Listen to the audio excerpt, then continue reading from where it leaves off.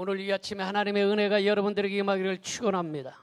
오늘은 성령의 생기에 관하여 말씀을 드리려고 합니다. 본문은 북이스라엘은 아수르에게 포로로 끌려갔습니다. 남유다는 바벨론으로부터 포로가 되어서 끌려갔습니다. 에스겔 선지자도 포로가 되어서 바벨론으로 끌려가서 그발 강가에서 울면서 기도하며 하나님, 나라가 완전히 망해버렸습니다. 우리가 지금 끌려왔습니다. 포로가 되었습니다.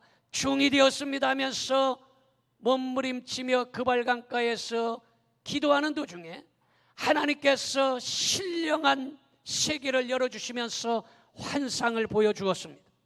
장차 이스라엘 백성들이 70년 동안 바벨론의 포로 생활에서 해방이 되어서 고향 예루살렘으로 돌아가서 무너졌던 교회를 세우고 예배를 회복하고 무너진 나라의 성벽을 세우고 다시 그 나라가 번성하리라, 예배가 회복되어 찬양과 말씀이 선포되리라, 이런 환상을 보게 되었다라는 것입니다. 여러분, 오늘 이 말씀 속에서 영적인 하나님의 말씀, 살아계신 전능하신 하나님의 생기가 여러분의 심령 속에 흘러 들어가기를 축원합니다. 첫 번째 말씀은 다윗 때문에 솔로몬이 징계를 받지 않았다는 사실을 먼저 알아야 되는 것입니다. 사도행전 13장 22절을 보겠습니다. 패하시고 다윗을 왕으로 세우시고 증언하여 이르시되 내가 이새의 아들 다윗을 만나니 내 마음에 맞는 사람이라 내 뜻을 다 이루리라 하시더니, 이렇게 말씀하고 있습니다. 지금 다윗을 보고 내 마음에 쏙 드는 사람이라 이렇게 하나님께서 말씀하고 있다라는 것입니다. 여러분, 그런데 그의 아들 솔로몬은 교만해져서 하나님께로 멀어졌습니다. 그리고 이방 여인을 아내로 맞이해서 이방에서 섬기는 우상을 자기 나라로 가져오게 만들었습니다. 뿐만 아니라 우상 숭배하는 죄를 짓고 말았습니다. 하나님께서 솔로몬의 죄를 보고 당장 심판하고 징계를 하고 싶었지만 아버지 다윗을 보고 솔로몬 살아생전에 멸망시키지 아니하고 솔로몬이 죽은 다음에 멸망시켰다라는 것을 알아야 되는 것입니다. 그래서 예수님을 잘 믿어야 하는 것은 부모가 엉터리로 믿으면 여러분뿐만 아니라 여러분의 자식에게도 큰 영향을 미친다는 것입니다. 그러므로 자식에게 원망을 듣지 아니하려면 예수님 똑바로 믿으시기를 바랍니다. 자식에게 원망 듣지 아니하려면 신앙생활 바로 할 수 있기를 바랍니다. 여러분, 이 다윗은 어떻게 신앙생활을 했습니까? 하나님의 말씀을 보니까 성실과 공의로 정직한 마음으로 신앙생활을 했다라고 기록하고 있습니다. 성실과 정직과 공의로 신앙생활을 했기 때문에 솔로몬 살아생전에 하나님께서 심판하고 멸망시키지 아니하고 솔로몬이 죽고 난 다음에 하나님께서 심판하심으로 말미암아 이스라엘 나라가 완전히 두 동강이 나버리고 말았습니다. 그래서 솔로몬의 아들 르호보암이 베냐민 지파와 유다 지파 두 지파를 연합해서 남유다를 세웠습니다. 그리고 솔로몬의 참모가 있었는데 르호보암이 10지파를 연합해서 북이스라엘을 세웠습니다. 그래서 이스라엘을 유대인 그러잖아요. 지금도 유대인 그러잖아요. 유대인, 유태인, 유다인 이렇게 말하는 것입니다. 그래서 지금 솔로몬의 참모들이 세운 이 여로보암이 세운 10지파를 바로 남유다, 유대인, 유다인 이렇게 말하는 것입니다. 여러분, 그러므로 부모가 신앙생활 잘하는 것이 얼마나 중요한지 알 수가 없습니다. 저는요, 오래전에 디스크 수술을 했습니다. 디스크 수술했더니 의사가 목사님 지금 상태로 설교하면 안 됩니다. 예배드리면 안 됩니다. 그래서 몰래 택시 타고 도망와서 주일 예배 인도했습니다. 아멘도 안 하는만.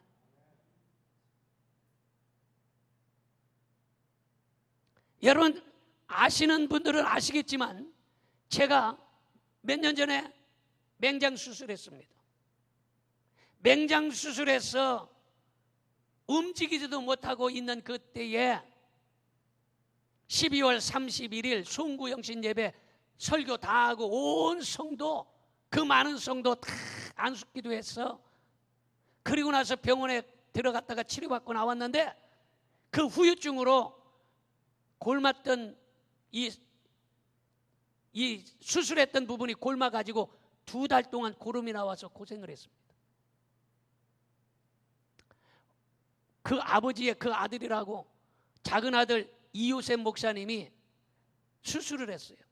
병원에서 절대적으로 안정하고 오래 앉아있지 말고 누워있어라. 후유증이 심하다. 이렇게 했는데 오늘 예배를 참석했습니다. 아멘도 안 하는 말. 박수 한번 칩시다. 얼마나 귀합니까? 쉬운 일이 아니에요. 여러분, 오늘 여러분들 예배에 참석한 여러분들, 저는 여러분들 존경합니다. 정말 귀하다고 생각합니다. 여러분, 하나님의 말씀은 천지가 다 변할지라도 1.1획 변하지 않는다는 사실을 믿어지시는 분은 아멘할 수 있기를 바랍니다. 믿습니까? 하나님의 말씀은 천지가 변해도 변하지 않아요. 그런데 지금 10계명을 우리는 바꿔야 됩니다. 어떻게 바꿔야 됩니까? 10계명 제2계명 안식일을 거룩히 지키라, 이 말씀을 빼버리고 안식일에 전염병이 오거든 비대면 예배 드려라, 온라인 예배 드려라. 10계명이 바뀌어버렸습니다. 성경을 변개시켰다라는 거예요.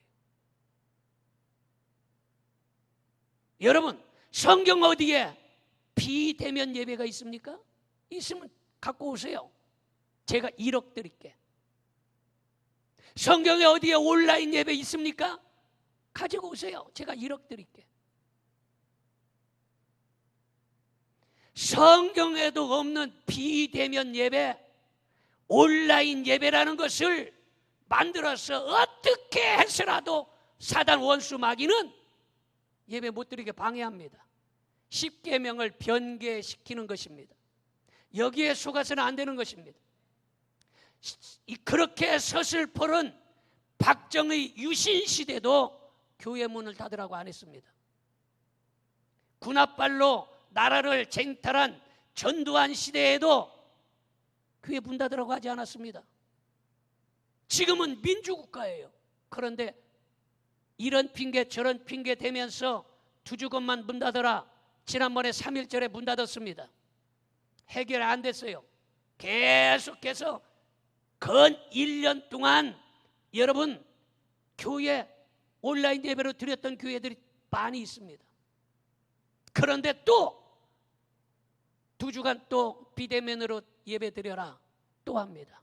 그러면 비대면으로 솔직히 저나 여러분들이 다 마음을 합쳐서 그럼 2주간 비대면으로 예배 드렸다 칩시다. 그러면 코로나19가 종식됩니까? 그렇지 않습니다. 그러면 또 2주간 또 2주간 해서 1년이 될지 2년이 될지 3년이 될지 시간은 모르는 거예요. 물론 빨리 종식이 되면 좋겠지. 그러나 우리는 성경대로 주의를 지켜야 하는 걸 믿으시기 바랍니다. 할렐루야. 제가 그래서 여러분을 존경한다는 거예요. 우리는 정부 시책에 적극적으로 찬성하고 정부 시책에 동의합니다. 그래서 알코올로 손을 닦고 마스크를 끼고 체온을 재고 칸막이를 하고 사회적 거리를 두고 다 따릅니다. 그러나 10계명을 위반하라고 하고 성경을 위반하라고 하는 것은 절대로 찬성해서도 안 되고 찬성할 수도 없다는 것입니다. 그러나 큰 교회 지도자급에 있는 목사님들이 성경에도 없는 것을 자꾸 핑계대고 변명하는 거예요. 예수님께서 내 이웃을 내 몸처럼 사랑하라고 그러지 않았느냐? 교회는 덕을 끼쳐야 되지 않느냐? 이런 핑계 저런 핑계 대면서 예배를 드리지 못하게 하고 십계명을 변개시키고 있다라는 사실을 영적으로 깨달을 수 있기를 바랍니다. 믿어집니까? 이거를 깨닫지 못하고 여러분 다 흙탕물에 떠내려가듯이 신앙이 다 떠내려가고 말았습니다. 그것이 좋다고 전부 다 지금 찬성하고 박수를 치고 있는 것입니다. 우리는 1.1의 천지가 변해도 없어지지 않는 하나님의 말씀이라는 사실을 믿으시기를 축원합니다. 두 번째로 징계를 경홀히 여기지 말아야 된다는 것입니다. 요한계시록 2장 21절부터 보겠습니다. 또 내가 그에게 회개할 기회를 주었으되 자기의 음행을 회개하고자 하지 아니하는도다. 볼지어다 내가 그를 침상에 던질 터이요 또 그와 더불어 간음하는 자들도 만일 그의 행위를 회개하지 아니하면 큰 환난 가운데 던지고 또 내가 사망으로 그의 자녀를 죽이리니 모든 교회가 나는 사람의 뜻과 마음을 살피는 자인 줄 알지라 내가 너의 각 사람의 행위대로 갚아주리라 이렇게 말하고 있습니다. 여러분 회개할 기회를 주셨다라는 것입니다. 남유다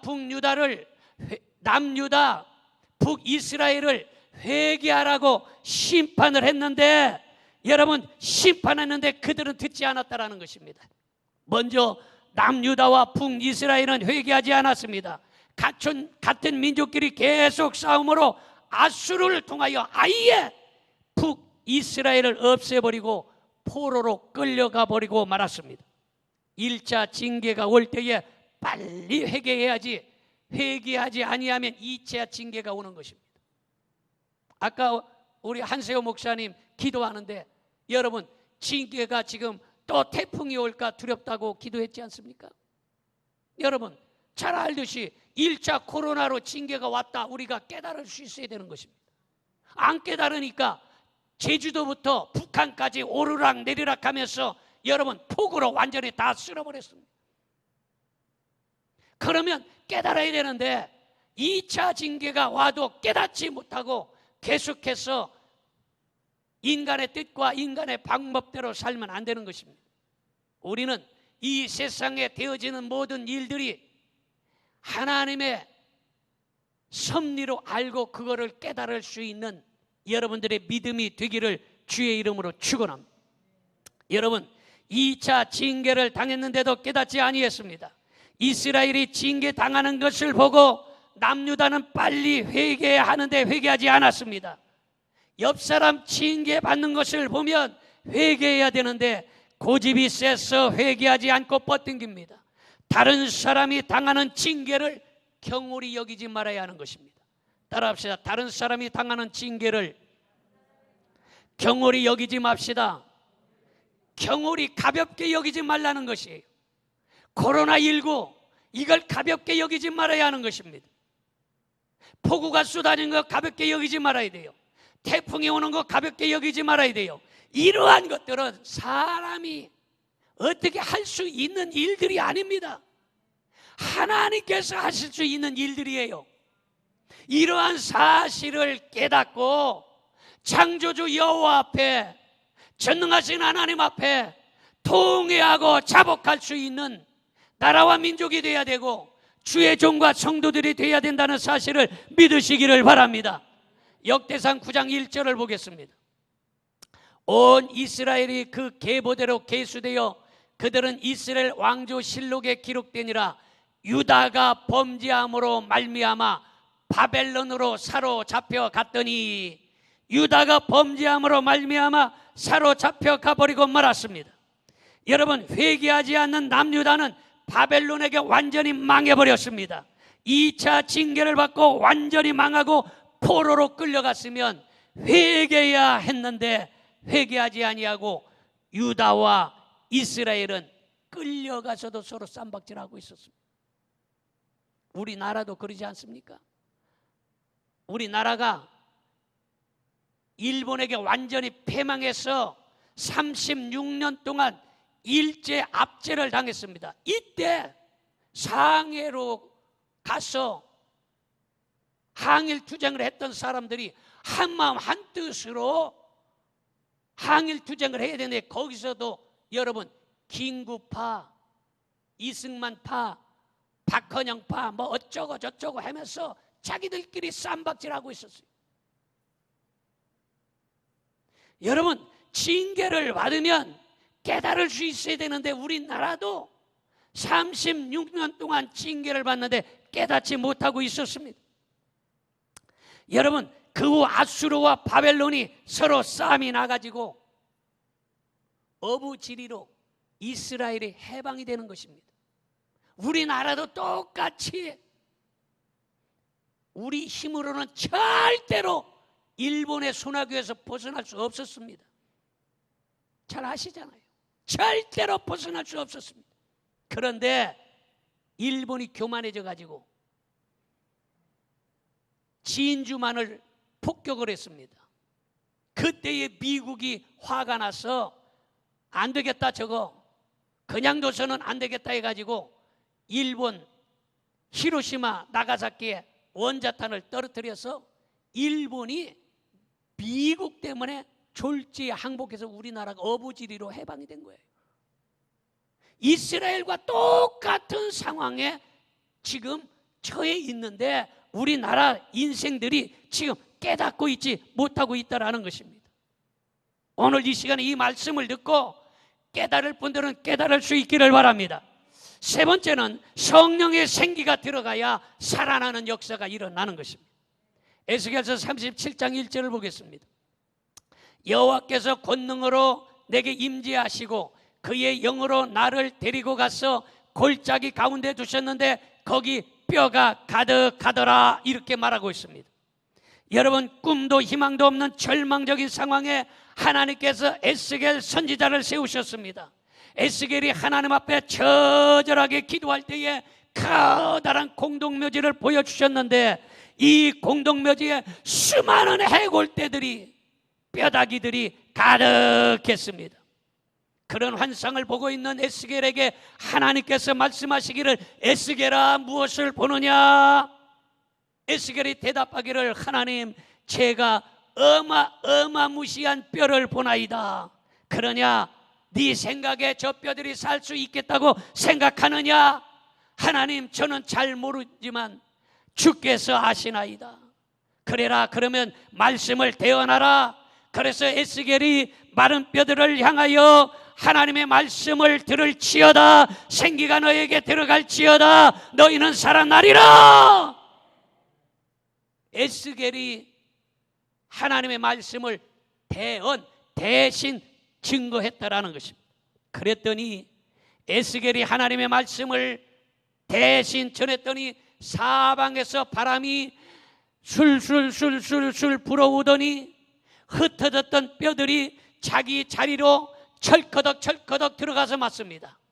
흩어졌던 뼈들이 저쪽에서 이쪽에서 다 와서 뼈들이 하나로 철컥 다 연결되었다라는 것입니다.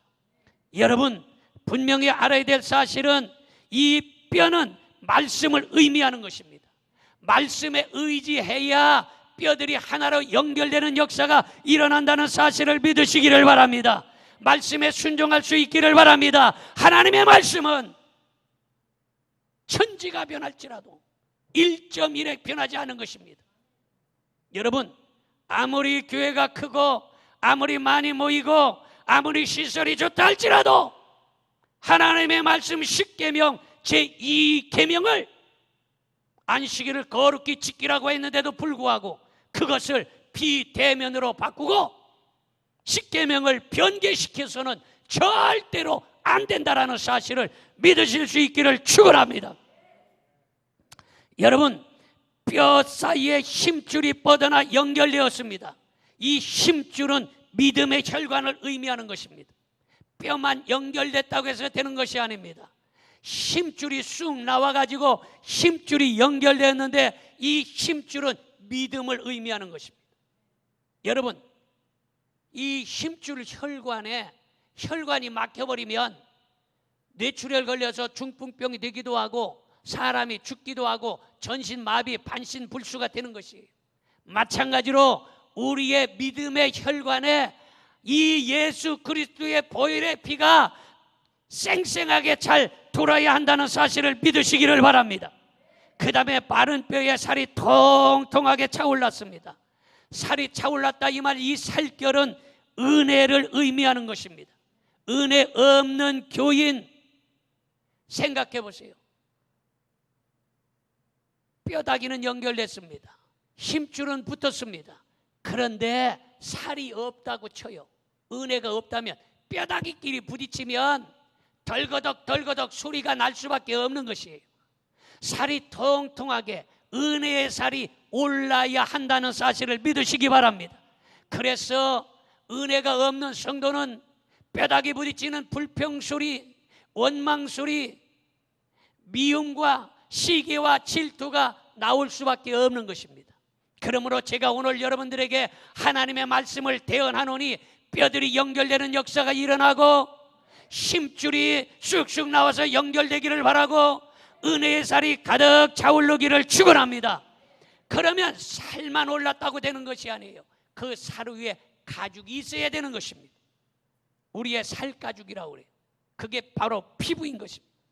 이 살가죽은 사랑을 의미하는 것입니다.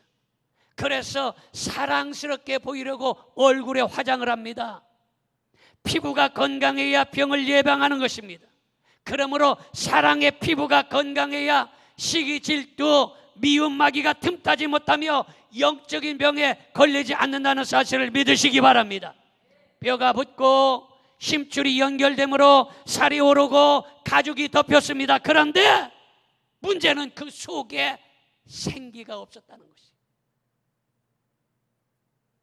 사람처럼 됐습니다. 사람 모습이에요.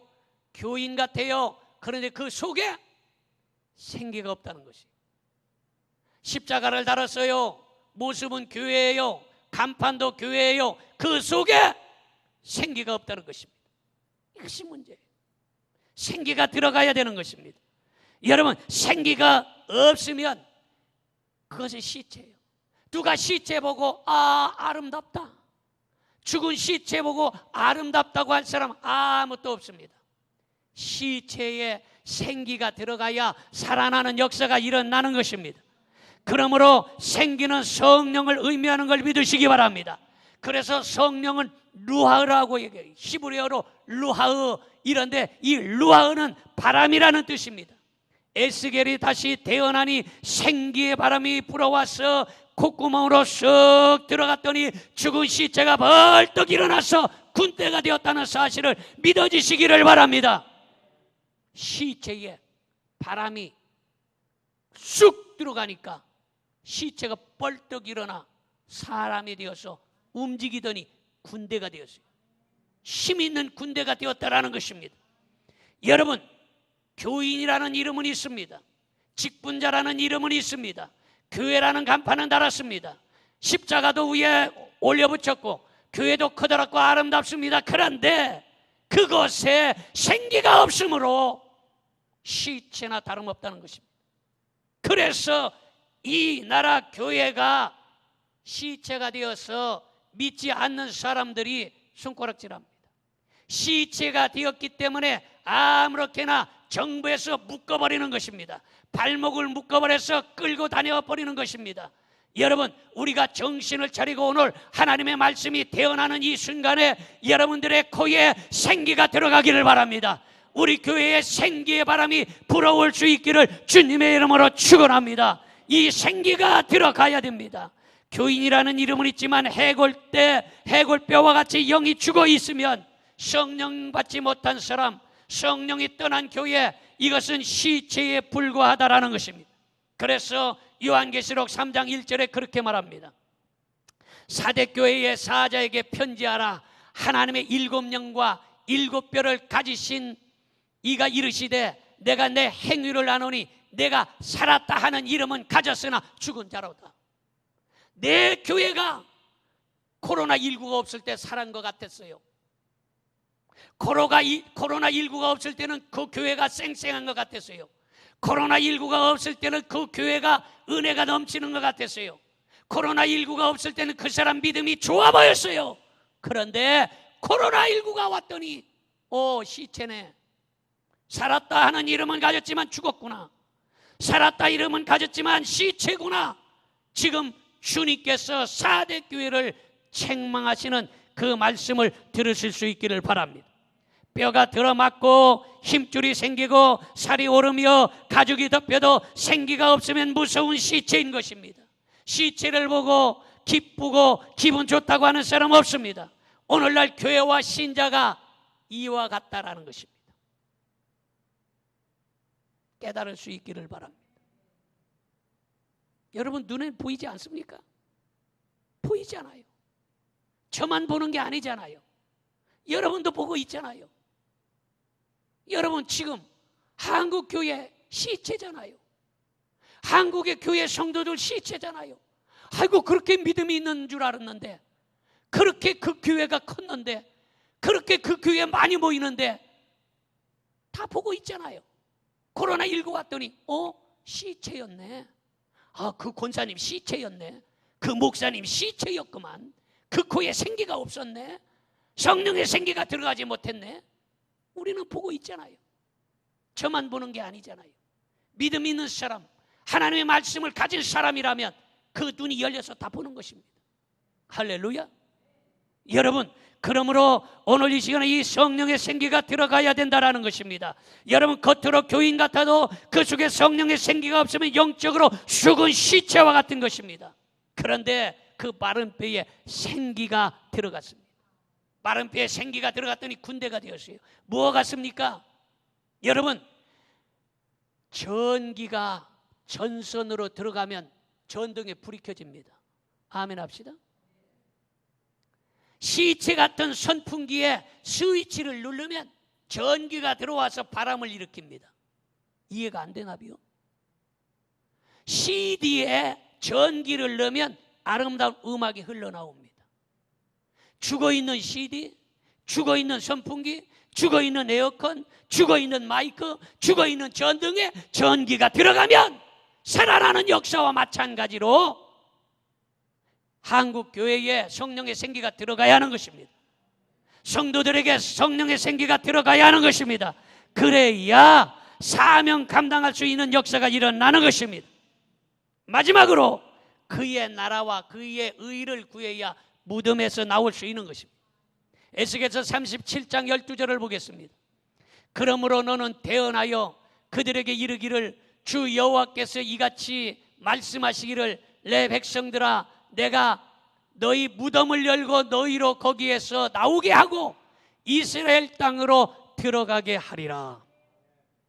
에스겔이 하나님이 이게 무슨 상황이냐고 물어봤습니다. 그랬더니 내가 보는 것은 너희가 포로로 잡혀와서 지금 70년 동안 종노릇하는 영적 상태다. 지금 너희 이스라엘은 죽은 시체와 같은데 이런 상태로는 절대로 바벨론에서 해방될 수가 없다. 그러므로 해방될 수 있는, 회복할 수 있는 이런 것들을 내게 보여주는 것이라 말씀하고 있는 것입니다. 여러분, 우리의 삶이 이스라엘처럼 가정의 무덤에 처한 사람이 있습니다. 어떤 사람은 질병의 무덤에 들어가 있고, 어떤 사람은 사업의 무덤에 들어가 있고, 어떤 사람은 물질의 무덤에 들어가 있는 사람들이 있습니다. 여러분들을 하나님의 말씀으로 오늘 이 시간에 제가 이 말씀을 대언하니 여러분들 무덤에서 꺼내려고 하나님의 말씀을 지금 대언하는 것입니다. 이 말씀을 들을 수 있기를 바랍니다. 이 말씀을 들을 수 있기를 바랍니다. 이 말씀을 아멘할 수 있기를 바랍니다. 그래야 무덤에서 나올 수 있는 것입니다. 교회가 무덤에서 나와야 되고, 질병의 무덤에서 나와야 되고, 문제의 무덤에서 나와야 하는 것입니다. 성령의 생기가 들어가야 무덤에서 나오는 것이. 마지막 때에 에스겔 선지자를 세우셔서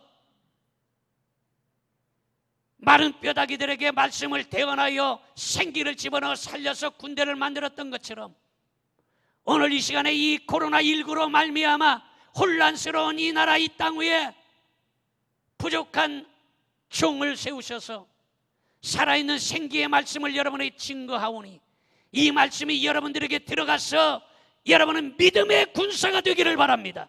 예수 그리스도의 군사가 되기를 바랍니다. 할렐루야! 여러분, 이 군대가 성령의 생기가 들어가야 된다라는 사실을 믿으시기를 바랍니다. 할렐루야! 여러분, 그러므로 이스라엘 백성이 바벨론으로 끌려가서 70년 동안 포로 생활하는 것은 소망이 없고 절망적인 상황, 무덤이라는 것입니다. 인간의 눈으로 볼 때에 무덤이고 절망적이고 한 가닥 소망이 없고 끝이다, 절망이다, 코로나19로 인하여 우리는 완전히 망해버렸다, 이렇게 절망적인 무덤일 때에 인간의 무덤으로는 소망이 없어요. 인간적인 눈으로 볼 때는 소망이 없어요. 그러나 이 마지막 절망이다, 끝이다 할 때 하나님께서 시작하신다는 사실을 믿으시기 바랍니다. 하나님께서 이스라엘 백성을 무덤에서 나오게 하여 이스라엘 땅으로 들어가게 하신 것처럼 무덤 같은 신앙이 회복되기를 축원합니다. 사업의 무덤에서 나오기를 바랍니다. 가정의 무덤에서 나오기를 바랍니다. 질병의 무덤에서 나오기를 바랍니다. 여러분들의 닫혀있는 이 무덤에서 오늘 성령의 생기가 들어가면 나오는 역사가 일어날 줄로 믿습니다. 이스라엘 백성이 포로로 그발강가에서 물고기 몇 마리 잡아먹는다고 해서 해결되지 않아요. 생각해 보세요. 이스라엘 백성들이 그발강가에서 울면서 기도하면서 물고기 잡아먹었다고 해서 그들이 70년 동안 포로 생활했는데 해방이 될 수 없다라는 것입니다. 여러분, 무덤에서 나오고 싶으십니까? 무덤에서 나오고 싶습니까? 무덤에서 나오고 싶습니까? 무덤에서 나오고 싶습니까? 그렇다면 혼자서는 무덤에서 나올 수 없기 때문에 무덤에서 나오려면 뼈들이 먼저 붙어야 하는 것입니다. 뼈가 붙는다는 건 뼈는 말씀이라고 했어요. 말씀이 회복되어야 된다는 것입니다. 힘줄로 연결되어야 되는데 이 힘줄이라는 것은 혈관이라고 그랬습니다. 이 혈관에 예수 그리스도의 피가 흘러 들어가야 된다는 것입니다. 에스겔 골짜기에 마른 뼈도 먼저 붙었고 힘줄로 연결되었고 그곳에 생기가 들어감으로 군대가 되었듯이 오늘 우리가 믿음으로 하나 될 수 있기를 바랍니다. 그러므로 여러분들의 사업이 십자가에 붙으시기를 바랍니다. 그래야 예수님과 연결되어야 사업이 무덤에서 나올 수 있는 것입니다. 성도가 주의 종에게 붙어야, 그래야 예수님과 연결되어서 무덤에서 나올 수 있는 것입니다. 우리의 마음 중심이 예수님께 붙어야 예수님과 연결되어서 무덤에서 나올 수 있는 것입니다. 그러므로 여러분, 사업이 먼저가 아닙니다.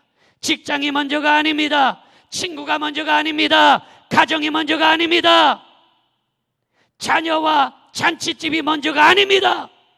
그 나라와 그 의가 먼저라는 사실을 믿으시기 바랍니다.